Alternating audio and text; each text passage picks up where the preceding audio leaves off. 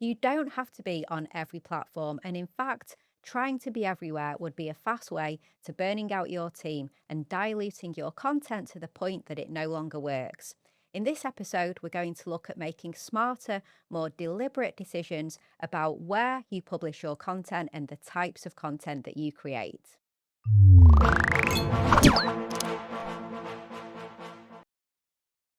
Hello and welcome to the Content 10x podcast. I'm your host, Amy Woods, and I'm delighted that you're joining me here today in the fifth part of our Content Strategy Series. Now, if I ask you the question, why is your content on the platforms that it is on? What would your answer be? Quite often, I find that that answer is, well, that's where everyone else is posting their content, that's where our competitors are, or that's where we've always posted our content. Now, that isn't making decisions rooted in a content strategy. That's more about inertia. In this episode, we're going to be looking at value-based, evidence-based decisions on the platforms that you turn up on and the types of content that you share on those platforms. So, where your content should live, and also importantly, where it shouldn't as well. Now, I mentioned this is the fifth part of our content strategy series. In case you missed it, the first part of the series, that was all about what a content strategy is and why it should be important to you. Then I moved on to looking at connecting your content strategy to business goals and revenue. We then looked at competitor analysis and differentiation in your marketplace. And we also looked at core messaging and positioning. The links to the past episodes are all in the show notes. And as I mentioned today, this episode is all about channels and formats. Now, why do so many B2B marketing teams end up focusing their content on too many platforms that just results in them spreading themselves too thin? You certainly want to avoid this trap of being everywhere. It is not about being on every platform. That is not the recipe to success. So in your content strategy, a really important component is looking at where you are going to publish your content. And it's also not about embracing every content format as well. Yes, there are long form videos and short form videos and podcasts and white papers and reports and infographics and lots of formats, but it's not about embracing all of them too. You don't want to spread yourself too thinly on all the platforms, and you also don't want to get your head in a spin trying to embrace every different type of content format as well. You have to work out for your strategy what is right for you and what is right for your audience. Because focusing on 2 or 3 core platforms is going to be more effective than focusing on too many. So, as I said, we're going to be looking at what platforms you should be focusing your content on and the types of formats as well. And it also comes down as well to then having a strategy per platform. So here we're looking at your overall content strategy and making those key decisions. When you decide on the platforms and the channels that you're going to turn up on, you then need to develop that platform channel specific strategy as well. Before I get to the main topic, just to mention our B2B Content Operations Benchmark. It is a completely free self-assessment. It's a series of quick-fire questions. It shouldn't take any more than 4 minutes of your time. So why not hit pause now and take our B2B Content Operations Benchmark. It's at content10x.com/benchmark. And from there, you'll be able to get a personalized report. We cover content strategy and tech and team and capability. And then we share lots of useful insights and resources and actionable takeaways to help you get to where you want to be. So again, go and take our B2B Content Operations Benchmark, and the link is also in the show notes. Okay, so back to deciding, firstly, where are we going to publish our content? Where are we going to focus from a platform perspective? Now, this all starts with your audience. You need to understand your audience, and you need to understand where they are hanging out, particularly where are they hanging out online, because we want to meet them where they are at. We want to get our content to them. Now, from a social perspective, in a B2B world, the obvious channel is going to be LinkedIn. But where else are they as well? So are they into Reddit? There's all sorts of sub-communities and niche content on Reddit. Are they following Substacks? Online, are they attending webinars? Are they listening to podcasts? Of course, they're probably looking at YouTube content being a large search engine. What events are they turning up to as well? So you really need to understand where your audience are because, as I mentioned earlier, we want to meet your audience where they are. And it's all about migrating them from the channels that they hang out on over to your owned channels. And we do need to think about that. We need to think about the owned and the borrowed channels. We want to really prioritize our own channels. So, by that, we're talking about your website content, your blog, etc. We're talking about your email list and your email subscribers. This is all your own channels. And then when we talk about borrowed channels, so for example, the social media platforms, you can build an audience over on, for example, LinkedIn. But if there is one day a risk that LinkedIn gets closed down or your page goes or anything like that, that's going to be a high risk because you are putting all of your content and everything on that rented land. So it's great in order to get in front of your audience. And these are the places where your audience hang out. But you want to look at ways to migrate your audience from these borrowed channels over to your owned channels. And that is a really key part of your content strategy. And in terms of that migration from borrowed to owned channels, so for example, getting people from your LinkedIn content over to your blog and your website, it's not about sharing lots of links and link dumping in your content. I truly believe that it's all about sharing such valuable content that gets people really curious that they want to go over and find out more about you. And then you can share the signals that there are other places to go to find out more. And that's where you get them over to your own channel. So it's less about link dumping and it's more about sharing really, really valuable content and staying close to your core messaging. Now, what do you do if your audience are on a platform that you don't feel particularly confident creating content for? So, you're doing your audience analysis and you're looking at the places that your audience hang out, and you find out that they are avid podcast listeners and they're also on Reddit. Now, you feel comfortable that you could go into the podcast world. You've got people within your organization that are charismatic and have lots to say and will be happy to jump on a mic and share thought leadership style content, but you're maybe not so familiar with Reddit and you're not exactly sure how you would create content for that platform and how you'd have an impact on that platform. So, in that case, everything would point to leaning into where you are most comfortable. So, I often find that when you are doing a platform analysis and working out where to lean into, it needs to be that sweet spot with where your audience are, where they hang out, and the types of content that they like, and what you feel comfortable creating. Because if you feel comfortable creating that content, it's going to likely be of a higher quality, and you're also going to be able to be consistent. Where you feel comfortable, you'll be more likely to be consistent. So get that sweet spot between where your audience are and where you feel comfortable creating content. Once you've chosen your channel, is that decision fixed or should you review it? Well, yes, you should review your channels.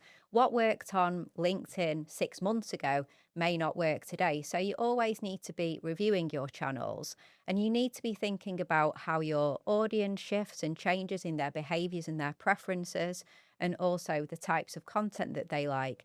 And you need to be thinking about algorithms as well. We don't create content for the algorithms, but there's no getting away that when they do change and shift, that can really affect the impact that our content can have. So think about your audience, think about algorithm changes, and always be aware. Now, you don't need to revisit your decision on the platforms that you are going to focus on constantly. I think you do need to lean in and you do need to get good and get consistent. But I would say that periodically you do need to do that review, and that can be platform specific and channel specific.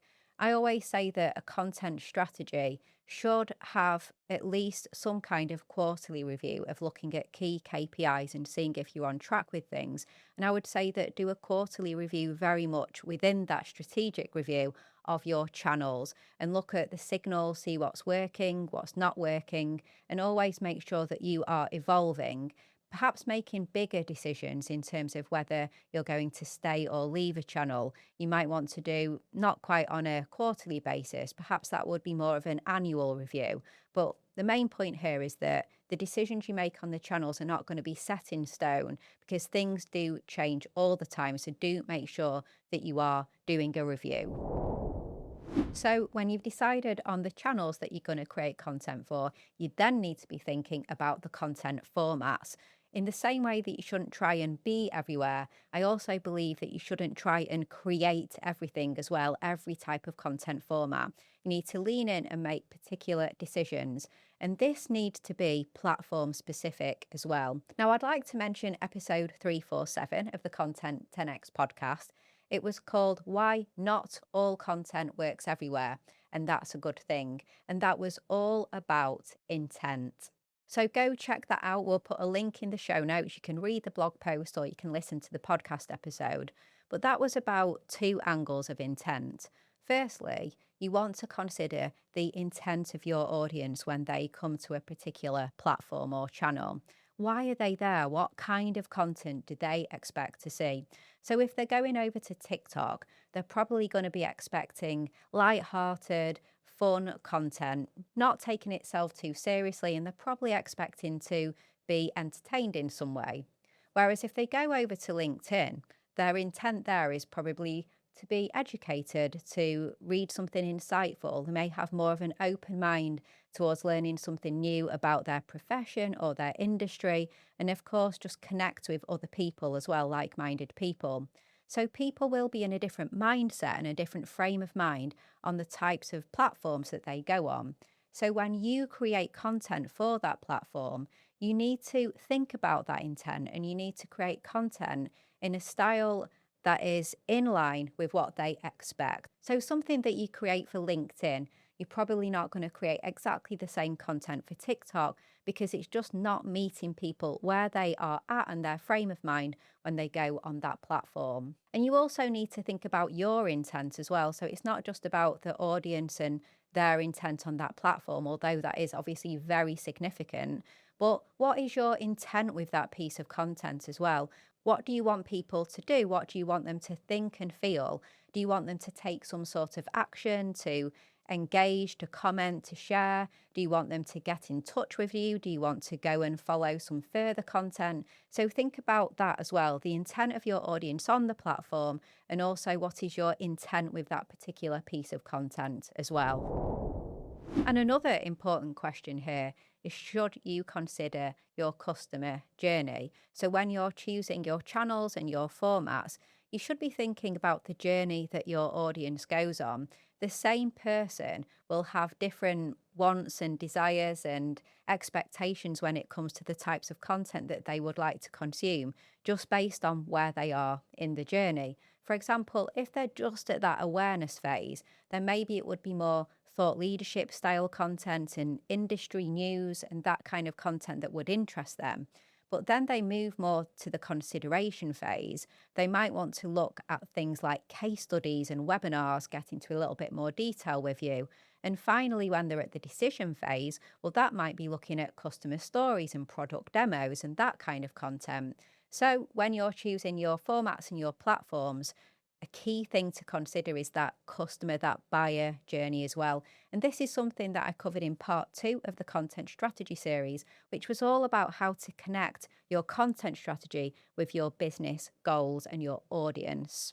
And this is also where repurposing comes in as well. And we've got a whole episode coming up on repurposing and distribution.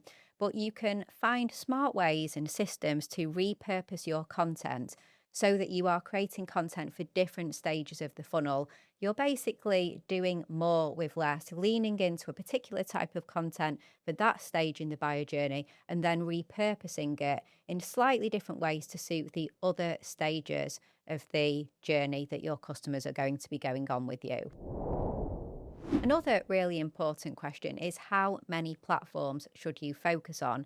Now, obviously, there is no right or wrong answer here, but I would say that focusing on 2 or 3 core platforms may be all you need to have a really effective B2B content strategy, which will allow you to create platform specific content because you're not creating for too many platforms. You can really understand those platforms and create platform specific content with intent. And then it can also help you to be really consistent as well and develop a really good cadence on 2 to 3 core platforms. So when you're deciding on the platform, ask yourself, can I commit to this?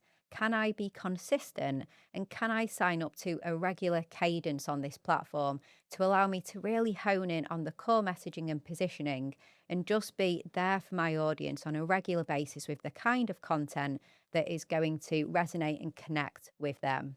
Another really key question that I get asked all the time is, how do I audit the channels that I'm already on? So when trying to decide what channels you should be focusing on, it completely makes sense to look at where you are now and do an audit and see if you think that is working. For each channel, I would recommend to ask 3 key questions. Number 1, are my audience definitely on this platform, and not just on this platform, but seeing my content? So can you see the right type of audience engaging with the content that you're creating? Then number 2, am I creating platform specific content? So I'm not just cross posting or following a one size fits all approach with my content, but I am actually creating content that is platform specific and that my audience on that platform are seeing the kind of content that they expect to see when they are on that platform. And number 3, can I point to business outcomes that are coming from being on this channel and the content that we are creating? So moving beyond engagement and checking that it is the right audience that's engaging with your content, but are we seeing something further? Are we seeing leads? Are we seeing conversions? Are we seeing followers on that platform engaging with us in a way that's going to drive business outcomes? In part 2 of the content strategy series, we talked all about linking your content strategy to your business outcomes. So if you're going through this series and following along, you'll have some KPIs for what those business outcomes are. And you need to make sure that you have some of those at that platform specific level so you can see that it is having a positive impact on your business and what you want to achieve. Now, if a channel fails on all 3 of those tests, it could be a sign to either lean in further. So maybe you just need to get more platform specific and you need to make sure that you are tying that content to business goals. So lean in and do more, or it could be a sign to step back completely and come off that platform. And stepping back, by the way, that is okay. That's a strategic decision because you only have so much time and effort and resources to put into certain channels. So if some aren't working, stepping back could be the right decision. From my perspective, having a presence on a platform, but it being ineffective and dormant is actually not the best approach versus just not having a presence on that platform at all. And in fact, your audience will find you in the places that you do lean into, and there they will see consistent content aligned to your core messaging and positioning, and they'll know exactly what you're all about. It's all about focusing your energy on where it's going to bring benefits and compound over time. So doing a fantastic job on 2 platforms is going to be better than spreading yourself thinly on 5 or 6 platforms. So I hope you found this episode really useful and it's maybe helped you think a little bit more about the channels that you focus on and the types of content formats as well. So think a little bit more strategically and also always be thinking about that keyword again, intent. So the intent of your audience on the different platforms and the intent of your content. Be sure to align with the journey that your customers are on and do make sure to lean into repurposing as well when doing so. You can repurpose content for different stages of your customer journey. Okay, so again, I hope you've enjoyed this episode.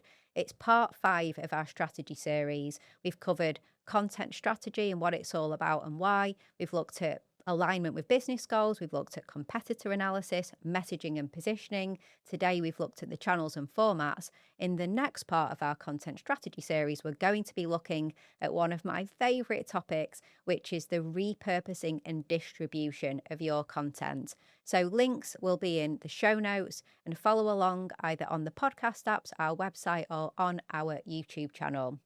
Now, before we go, just to mention again, our B2B Content Operations Benchmark. It's a free self-assessment, quick-fire questions, and you will get a personalised report that will help you with your content strategy, also your tech and operations, and team capability and culture as well. Just head to content10x.com/benchmark and go check that out. And if you would like any help with your content at all, from creation to repurposing to content strategy, we are here to help here at Content 10x. So just head to content10x.com/inquiry and we'd love to chat with you. Okay, all that's left to say is thank you for joining me in this episode, and I will catch you in the next one.